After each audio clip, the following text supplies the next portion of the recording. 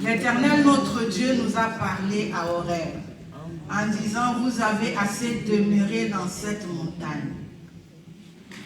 Tournez-vous et partez. Allez à la montagne des Amoréens et dans tous les voisinages, dans la plaine, sur la montagne, dans la vallée, dans les midis, sur la côte de la mer, au pays des Cananéens et au Liban, jusqu'au grand fleuve, au fleuve d'Euphrate. Voyez, j'ai mis le pays devant vous. Allez et prenez possession du pays que l'Éternel a juré à vos pères, Abraham, Isaac et Jacob, de donner à eux et à leur postérité après eux. Amen. Nous pouvons nous asseoir. Merci. Avant de rentrer dans ce thème, j'aimerais que nous puissions d'abord définir qu'est-ce qu'est un chrétien. Mais la définition va être brève. Ça va être juste une façon que nous puissions comprendre les chrétiens de quoi veut nous parler Dieu aujourd'hui. Les chrétiens aujourd'hui, c'est toi et moi qui sommes là ce matin, qui avons accepté Jésus-Christ comme Seigneur et Sauveur et qui marchons avec le Seigneur, avec le Saint-Christ. Les chrétiens en marche, c'est les chrétiens, c'est quelqu'un qui marche d'un pas à un autre. Il a un rythme, il se déplace, il continue tout droit, il ne s'arrête pas. C'est quelqu'un qui est en train de se mouvoir, c'est quelqu'un qui est en train de progresser, c'est quelqu'un qui est en train d'exceller, c'est quelqu'un qui produit des fruits. Amen. Bien aimé dans le Seigneur, je reviens dans le contexte de ce passage. Israël est sorti de l'Égypte par la puissance de Dieu et par l'ordre de Dieu. Israël sort de l'Égypte, ils commencent à marcher dans le désert. Ils ont traversé la mer Rouge, ils ont vu la main de Dieu. Ils arrivent au pied de la montagne Horeb. Là, ils arrivent et ils s'arrêtent. Ils s'arrêtent là et Moïse monte pour aller rencontrer l'Éternel sur la montagne. Pendant que Moïse est monté, ils sont restés. Ils se sont fait autre chose. Ils ont commencé à désobéir. Ils se sont fait un veau d'or. Et quand Moïse descend avec les lois, il trouve que le peuple s'était détourné de Dieu. Dieu s'est énervé contre le peuple. Mais Moïse a prié. Il a demandé la grâce de Dieu. Dieu les a pardonnés. Et Dieu leur dit, continuez la marche. Amen. Amen. Ce matin, bien-aimés, la question qui nous est posée. Est-ce que je suis toujours en marche? Est-ce que depuis que j'ai cru en Jésus-Christ, depuis que je suis sorti de l'Égypte, depuis que j'ai abandonné mon ancienne vie, est-ce que je continue à marcher? Je ne me suis pas arrêté quelque part. Est-ce que si je continue à marcher, je marche avec Dieu? Est-ce que je marche seul? Est-ce que je marche selon mes pensées? Est-ce que je marche selon les voies de Dieu? Amen. C'est la question qui nous est posée ce matin. Mais le Seigneur avait vu qu'Israël s'était arrêté. Il leur dit, vous êtes trop restés au pied de cette montagne. Il faut vous lever et partir. Si aujourd'hui tu marches encore, avec qui tu marches? Le Seigneur ou autre chose? Amen. Si par exemple aujourd'hui tu réalises dans ton cœur, pendant que je parle là, que tu t'es arrêté, pourquoi tu t'es arrêté? Qu'est-ce qui fait que tu t'es arrêté? Israël s'est arrêté au pied de la montagne. La montagne représente beaucoup de choses. Tu t'es arrêté parce que tu as rencontré une difficulté. Tu t'es arrêté parce que tu as rencontré des obstacles. Tu t'es arrêté parce que tu étais découragé. Tu t'es arrêté parce que ce que tu voulais voir, tu ne l'as pas vu. Ou tu t'es arrêté parce que tu étais essoufflé. Mais ce matin, le Seigneur veut que toi et moi, nous puissions continuer la marche. Malgré les obstacles, malgré les montagnes, malgré les difficultés, Dieu veut que tu avances. Dieu veut que j'avance. Si toi tu avances et que moi j'avance, c'est l'Église qui avance. Amen. Amen. Amen. Si toi tu progresses et que moi je progresse, c'est l'Église qui progresse. Si toi tu excelles et que moi j'excelle, c'est l'Église qui excelle. Amen. Ce matin, le Seigneur veut que nous puissions avancer. Le Seigneur nous dit, vous avez trop demeuré dans cet état-là. J'ai trop demeuré dans l'état de lamentation. J'ai trop demeuré dans l'état de contempler mon problème. J'ai trop demeuré dans l'état de regarder, de me poser des questions. J'y vais ou je ne vais pas. J'ai trop demeuré à regarder que moi, mais pas les autres. Ce matin, arrête de regarder aux problèmes. Arrêtons de regarder aux soucis. Arrêtons de regarder aux questionnements. Arrêtons de regarder aux réflexions. Regardons à celui qui nous a sortis de l'Égypte. À celui qui nous a sortis de la boue. Il avance et il veut qu'on avance. Amen. Bien-aimés dans le Seigneur. Israël est sorti de l'Égypte avec un but. Dieu ne fait rien au hasard. Quand il dit à Israël que tu vas sortir de l'Égypte, c'était pour le conduire à Canaan. Et Dieu est toujours fidèle à son projet. Dieu t'a sorti de l'Égypte. Il t'a sorti du péché pour t'amener quelque part. Cela est aussi vrai sur le plan spirituel que sur le plan de l'humain. Dieu t'a donné un diplôme pour que tu ne t'arrêtes pas là où tu t'es arrêté. Tu as le bac plus 3, mais tu peux aller loin. Le Seigneur ne t'attend pas seulement au bac plus 3. Peut-être que le Seigneur t'attend au bac plus 12. Mais si tu traînes, ça va être compliqué. Amen. Amen. Il y a un adage qui dit dans le monde, si tu n'avances pas, c'est que tu es piqué. Amen. Ma sœur Louisa, tu peux venir.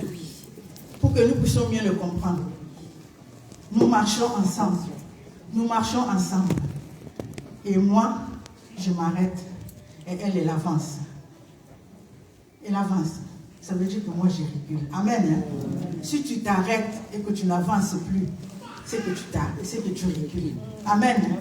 Quand tu as commencé la marche, continue. Va jusqu'au bout. Va jusqu'au là où Dieu t'attend. Bien aimé, nous avons tous connu des enfants qui commencent à marcher à 4 pattes. Et après, ils lâchent les mains. Et après, ils marchent, ils tombent. Mais les enfants ne s'arrêtent pas. Mais c'est bizarre. Ils ne s'arrêtent pas. Même s'ils tombent, ils se relèvent dans le second qui suivent. Ils se relèvent, ils commencent à marcher jusqu'à ce qu'ils vont marcher, jusqu'à ce qu'ils vont avoir une très belle démarche, jusqu'à ce qu'ils vont avoir des pas fermes. Amen. Il faut même commencer à sauter. Il faut même commencer à courir. Et pourquoi nous, on s'arrête? Pourquoi tu t'es arrêté? Toi qui courais si bien. Paul a dit aux Galates, ô Galates, dépourvus de sens, vous qui courez si bien, qui vous a arrêté? Qui vous a arrêté l'église? Qui t'a arrêté ma soeur? Tu t'es réveillé à 5 h du matin pour prier. Qui t'a arrêté de ne plus te lever?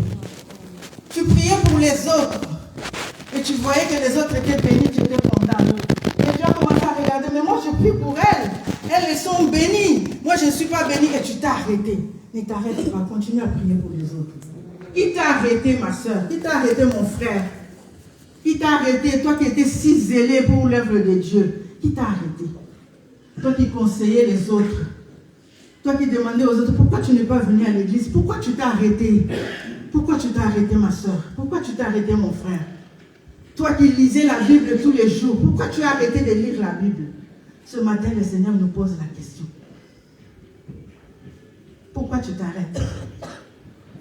La parole de Dieu ne sort jamais pour d'autres personnes. Elle sort d'abord pour la personne qui la reçoit. Le Seigneur m'a demandé, pourquoi tu t'arrêtes?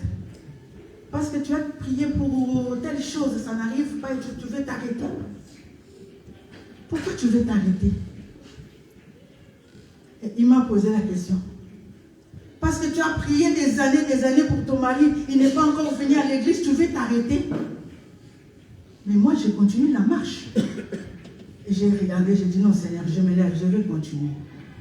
Et quand j'ai continué la marche, il y a des choses que Dieu a fait dans ma famille. Je voulais m'arrêter. Si je m'étais arrêtée, vous auriez dû entendre que maman Philo, il a perdu sa nièce. Parce qu'elle a été empoisonnée. Quelques semaines quand je me suis levée, pour prier pour ma famille, on m'a annoncé qu'elle est empoisonnée. Et je commençais à prier. Et le Seigneur l'a guéri. Amen. Amen. Pourquoi tu t'arrêtes de prier pour ta famille? Pourquoi tu t'arrêtes de prier pour ton fils? Même s'il n'est pas encore converti. Ta prière est une sémence. Elle produira les fruits un jour ou l'autre. Un jour ou l'autre, tu vas le voir, tu vas le vivre. Amen. Je n'aime pas parler trop de moi. Ma mère, elle a prié toute sa vie pour que l'un de mes frères était perdu, je veux dire. Il était il a fumé du chambon, il buvait, il était alcoolique. Mais ma mère n'avait cessé de prier pour mon frère. Mais il y a 2 semaines, mon frère là, il s'était converti. Il a commencé à marcher avec le Seigneur. Il était mal à l'aise parce qu'il vivait avec une femme qu'il n'avait pas épousée. Mais il y a 2 semaines, il a honoré sa femme. Les gens m'appelaient, m'envoyaient des vidéos, ils étaient contents parce que ça s'est réalisé. Mais moi, je pensais à ma mère. Je pensais à ses prières. Je disais, elle est déjà partie, mais sa prière a réalisé quelque chose. Pourquoi tu t'arrêtes? Ne t'arrête pas.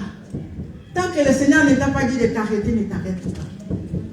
Je l'ai dit, c'est aussi vrai pour la vie spirituelle que pour la vie terrestre. N'arrête pas. Tu as un projet, continue. Même si au premier pas, quand tu vas déposer le dossier pour ouvrir une entreprise, on te complique, ne t'arrête pas. Reviens, regarde les papiers qui manquent, va encore recommencer la démarche. Même si on t'a dit rejet aujourd'hui pour des dossiers, ne t'arrête pas, viens, prépare encore les documents, va déposer, prie. Ne t'arrête pas. Même si on te dit, la maladie a avancé, dis au Seigneur, mais je vais retourner encore voir les médecins, mais toi précède-moi chez les médecins. Amen. Amen. Le Seigneur est bon et le Seigneur est fidèle. Il nous prend toujours d'un point A et il nous amène à un point B. J'aimerais que ça rentre vraiment dans nos cœurs. Prête-moi tes oreilles. Le Seigneur est fidèle. Le Seigneur est fidèle à son plan. Quand il commence quelque chose, il va jusqu'au bout. Il a sorti Israël de l'Égypte, il a mené à Canaan, ils sont rentrés à Canaan. Et toi, il t'a sorti. Si le Seigneur t'a promis quelque chose, sache que tu vas le vivre. Amen. Hein? Bien aimé dans le Seigneur, il y a des gens qui ont marché avec le Seigneur, qui ne se sont pas arrêtés. Il y a eu des moments de flottement dans leur vie, mais ces gens ont persévéré. Ces gens ne se sont pas arrêtés. Je vais prendre l'exemple de l'apôtre Pierre. Dans le livre de Matthieu, chapitre 4, nous allons le lire.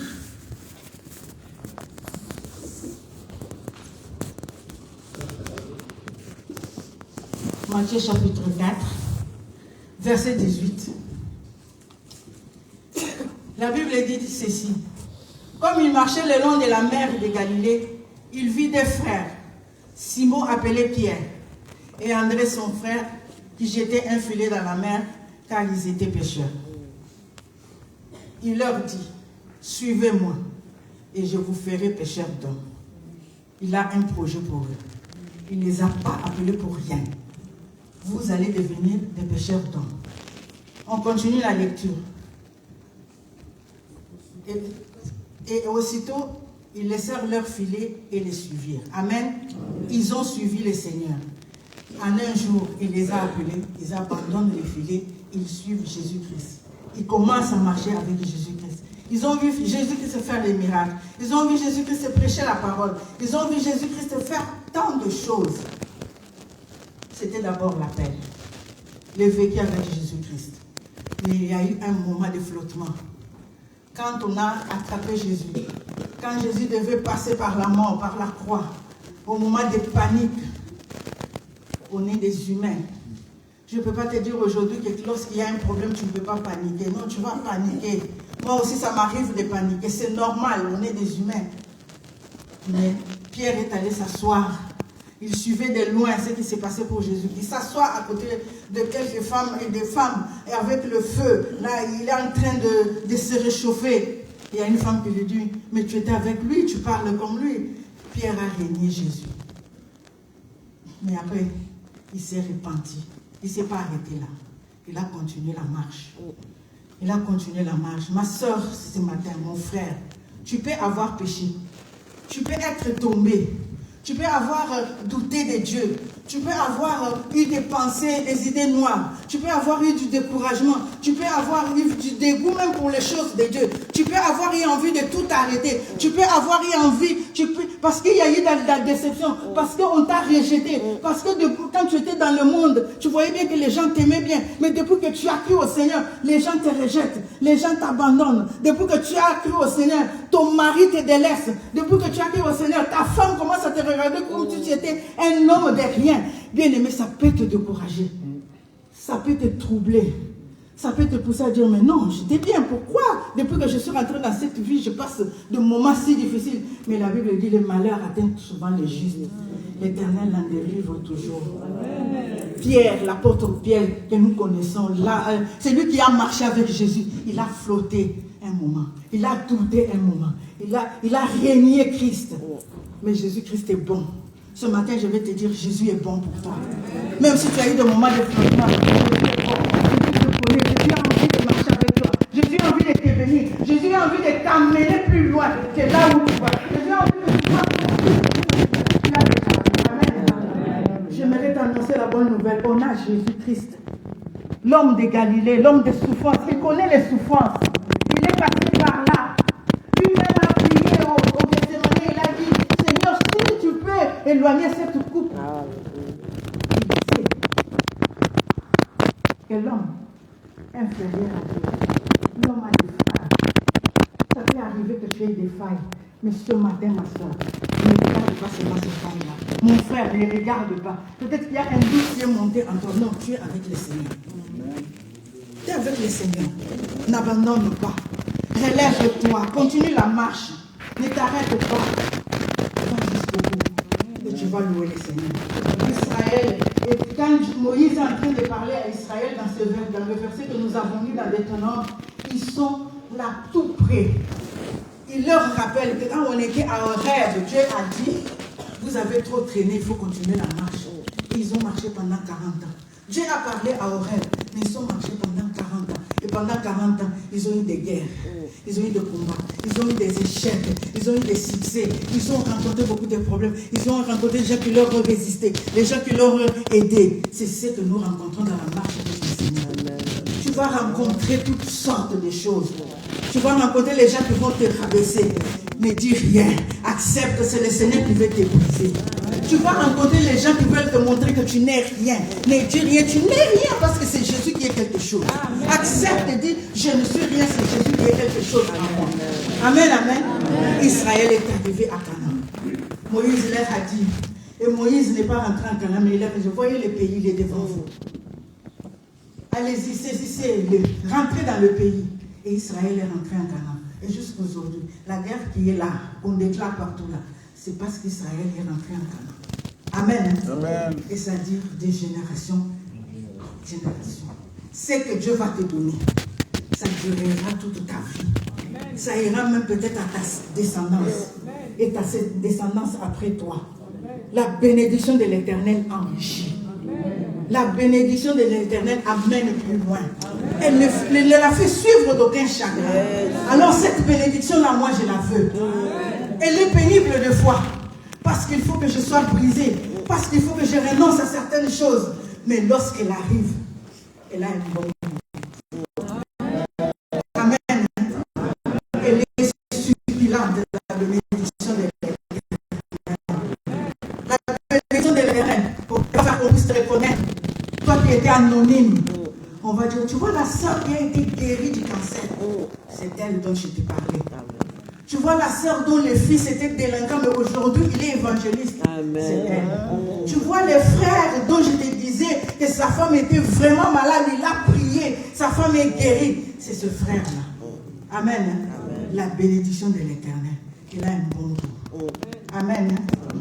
Bien-aimé dans le Seigneur, Pierre, le peureux, le jour de la Pentecôte, il reçoit la puissance du Saint-Esprit. C'est lui qui avait régné Jésus. Ce jour-là, il devient un autre homme. Moi, je n'ai pas vu dans la Bible où c'est écrit que Pierre avait fait des études. Non. Il était pêcheur. Je ne sais pas si tu es sur le lac en train de pêcher les poissons. Tu peux lire la Torah. Tu peux connaître la Torah. Je ne crois pas. Tu n'as même pas le temps de lire parce que tu es là à regarder le filet que tu avais posé hier. Pour le récupérer, trier le poisson, amener le poisson à la crier. Tu n'as pas le temps de lire la Torah. Mais le jour de Pentecôte, il s'élève, il dit, oh mon frère, ce qui est arrivé aujourd'hui était écrit. Gloria. Le Saint-Esprit lui a donné la parole. dans la marche, là, on ne s'arrête pas quand on marche avec le Saint-Esprit. Quand tu es dans la marche, tu progresses. Car l'Esprit de Dieu te fait progresser. Tu donnes de la connaissance. Même si tu ne parlais pas une langue, tu vas la parler parce que l'Éternel va te donner le mot qu'il faut dire. Même si tu ne sais pas prêcher, tu vas prêcher par l'Éternel va te donner ce que tu dois dire.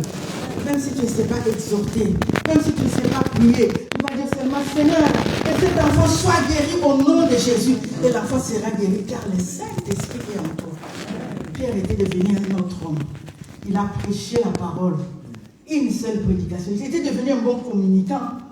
Il savait parler. Il a parlé au cœur des enfants d'Israël, des rebelles, des gens qui étaient là, des pharisiens. Ils ne voulaient pas écouter la parole. Mais il leur a parlé ce jour-là. La Bible dit conversion de 3000 âmes. Amen. C'est l'impact. Il a marché avec lui. Il a dit, une fois je suis tombé, je ne veux plus tomber. Le Seigneur m'a dit, attends dans la chambre haute que le Saint-Esprit arrive. J'ai attendu, le Saint-Esprit est arrivé maintenant, je continue la marche. Le Père est devenu le prédicateur. Il est devenu celui qui défendait l'œuvre de Jésus-Christ devant les Sanhédrins. Il leur a dit, Seigneur, vois leur malice. Mais moi, Pierre et les autres, donne-nous la force de prêcher la parole. Qu'en est-il de nous quand on nous attaque? Bien aimé, quand tu prêches la parole de Dieu, on peut t'attaquer même sur ta personne, même sur ton physique. On peut même te dénigrer. Mais Pierre a dit, donne-nous de continuer à prêcher la parole de Dieu. Que nous ne puissions pas regarder leur malice. Que nous ne puissions pas répondre à leurs injures. Nous devons continuer. Car tu l'as dit, vous serez mes témoins à Jérusalem, en Judée et partout dans le monde. Seigneur, donne-nous, Assemblée de Dieu de Jésus-Christ, Assemblée de Dieu à Toulouse, donne-nous de ne pas regarder les critiques, donne-nous de ne pas écouter ces paroles de nous, donne-nous de ne pas donne-nous de gagner la zone de Thibaut, de gagner la zone de Saint-Simon, de gagner Quignon, de gagner Toulouse et la France. Amen. Ne regardons pas leur malice. N'écoutons pas leurs critiques. Avançons. Amen.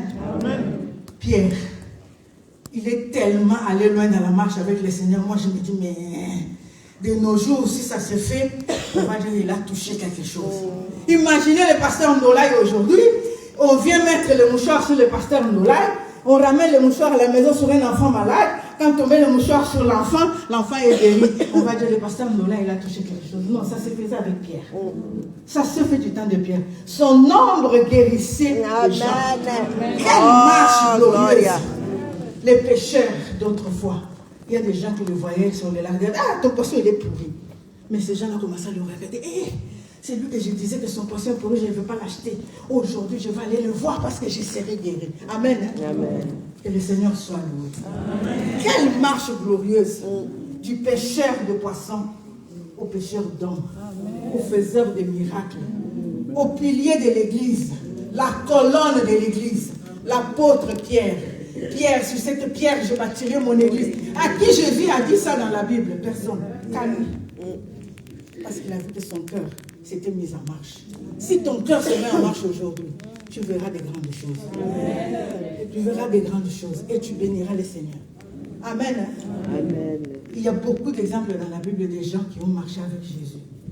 Il y a l'apôtre Paul. Peut-être que tu me diras que Pierre a vécu avec Jésus, c'est pour cela qu'il était vraiment dans la marche. Mais Saul de Tarse, les tueurs, celui qui a fait conduire Étienne, il était de l'autre côté, il ne connaissait pas Jésus. Il ne s'approchait même pas. Il avait étudié la loi. Il était gamalien, université aujourd'hui qu'on appelle les écoles bibliques. Saul de Tarse, il a demandé des papiers pour ramener tous les chrétiens à Jérusalem pour qu'ils soient tués.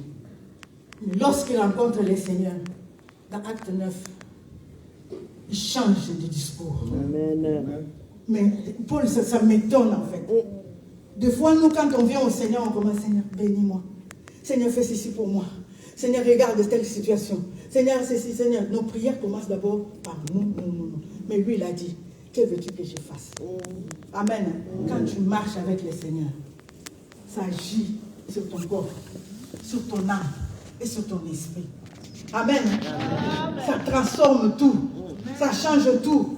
Dès dès l'instant où il a rencontré le Seigneur, il dit, qu'est-ce que tu veux que je fasse? Et le Seigneur lui dit, rentre dans la ville, on te dira ce que tu dois faire. Il lui envoie Ananias, un simple disciple. Il lui prie pour lui. Il recouvre la vie. La Bible dit qu'aussitôt il a commencé à prêcher l'évangile. Amen. Hein? Amen. Bien-aimé dans le Seigneur, qu'attends-tu? Pourquoi tu t'es arrêté? Pourquoi on s'est arrêté? Est-ce que c'est parce que notre corps nous le demande? Est-ce que c'est parce que notre âme est triste? Est-ce que c'est parce que notre esprit n'arrive pas à saisir ce que l'Esprit de Dieu nous donne? Mais Paul, il dit, je traite durement mon corps. Ça veut dire, je ne donne pas à mon corps ce qu'il me demande. Mon corps me demande de manger, je ne mange pas.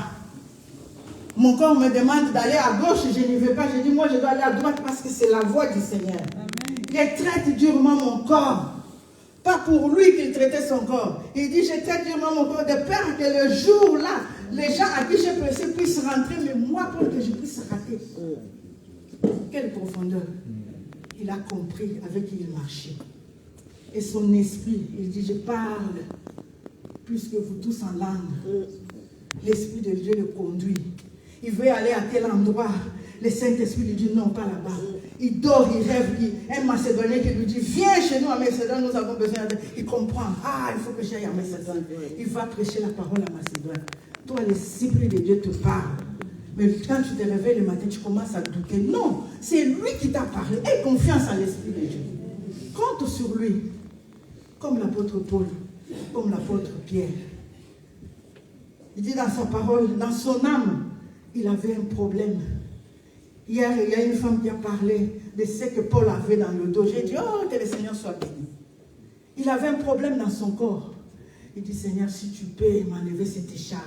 Il a prié, mais le Seigneur lui a dit, non, je ne la lève pas. Ma grâce te suffit. Amen. Parce que tu as prié 1 année, 2 ans, 3 ans, ça n'arrive pas. Tu t'arrêtes. Non, la grâce de Dieu est là. La grâce de Dieu sur toi. Tu es sauvé. Même si tu n'as pas ce que tu demandes, mais tu es au moins sauvé. Glorifie Dieu pour cette grâce-là. Combien meurent sans connaître le Seigneur? Et ces jours-là, ils seront dans le feu. Mais toi, tu seras dans la félicité de Dieu. Amen. Pour continuer la marche avec Dieu, j'aimerais terminer par là. On doit se confier à l'Éternel. À qui tu te confies? La Bible dit dans le psaume 32, verset 8, je te conduirai moi-même. Est-ce que tu peux le protéger? Je t'instruirai et je te montrerai la voie que tu dois suivre. Amen. Je te conseillerai, j'aurai les regards sur toi. Amen. Amen. Sur les chemins que le Seigneur te montre, tu ne seras pas seul. Il t'instruira, bien-aimé. Moi, j'ai déjà vu quelqu'un qui voulait acheter quelque chose. Il entend une voix qui dit, non, n'achète pas maintenant, attends. Et quand il a entendu, il a acheté à un bon prix. Amen. Hein? Le Seigneur l'a instruit. Tu veux ouvrir une entreprise, demande au Seigneur de t'instruire.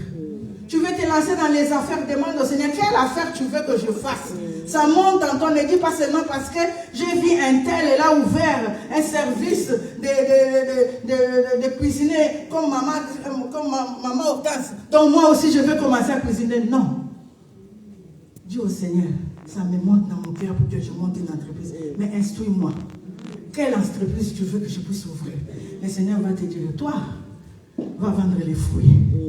Tu vendras les fruits et tu seras béni. Amen. Amen. Amen. Je t'instruirai.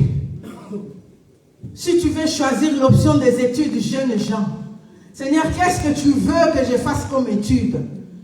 Seigneur, quelle direction tu veux que je prenne? Ça se fait. Amen. Hein? Et le Seigneur parle.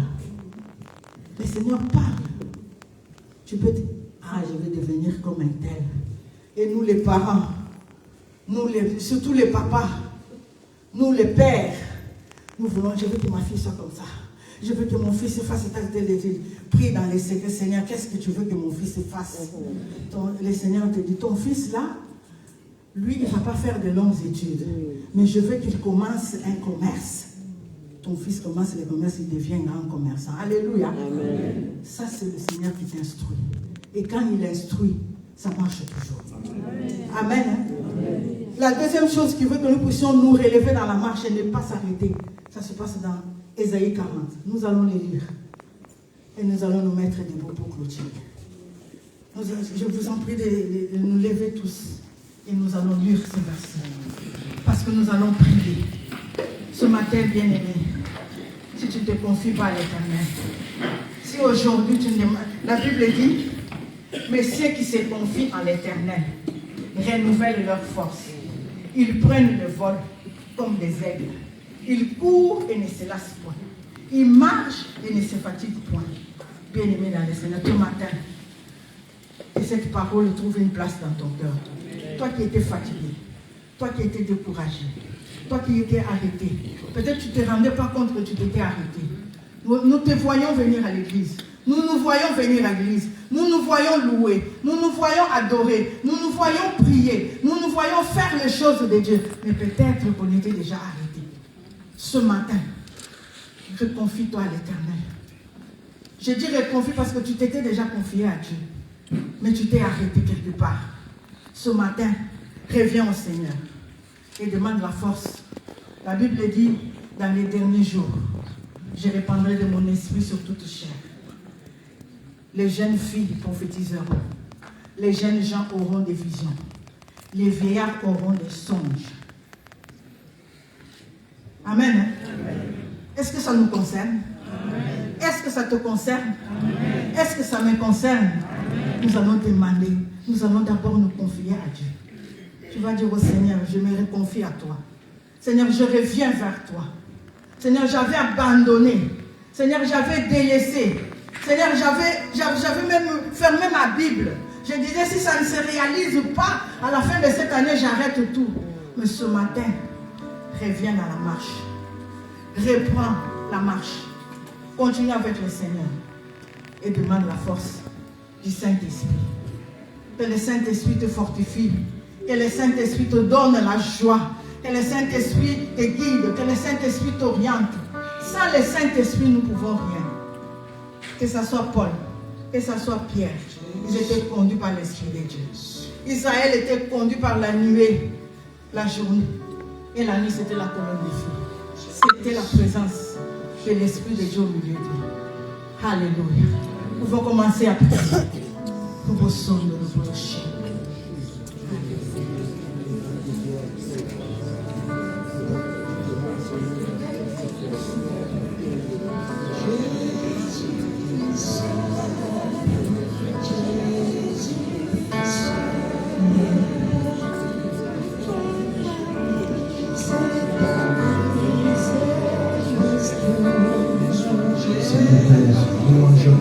Gloire te soit.